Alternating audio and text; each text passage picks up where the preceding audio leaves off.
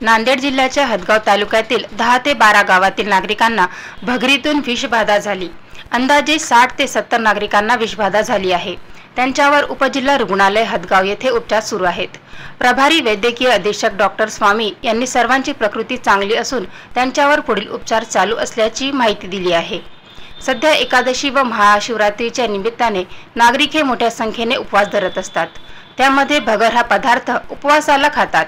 त्यामुळे काल एकादशी निमित्त तालुक्यातील काही नागरिकांनी किराणा दुकानातून भगर विकत घेऊन त्यांचे सेवन केले होते।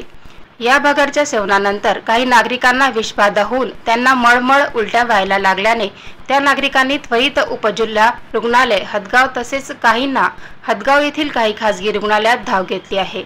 काल रात्रीपासून 15 ते 20 पेशंट ॲडमिट झालेले आहेत मळमळ चक्कर उलटी म्हणून, आणि ते सर्वजण सांगत आहेत की उपवासाचा भगर खाल्ल्यामुळे आम्हाला हा त्रास होत आहे। आपण त्यांना आता उपचार दिले। सगळे पेशंट सध्या धोक्याच्या बाहेर आहेत, पण उपचार चालू आहे। तुझ्या बालाजीनगरमध्ये रात्री 11 वाजतापासून त्रास व्हायला। कशामुळे त्रास व्हायला? भगरामुळे। केव्हा खाल्ला होता भगर? काल 8 वाजता संध्याकाळी। बरोबर। कुठून आणला होता भगर? गावात दुकानातून। दुकानदाराचं नाव वगैरे काय आहे? नाही माहिती नाही। बालाजीनगर भगर खाल्ला तेव्हापासून उलट्या झाल्या, चक्र यायला। कुठून आणला होता भगर? गावातल्या दुकानात। दुकानदाराचं नाव माहिती आहे? नाही। आता कशी बरं वाटते? आता थोडे फिरायला वाटायला।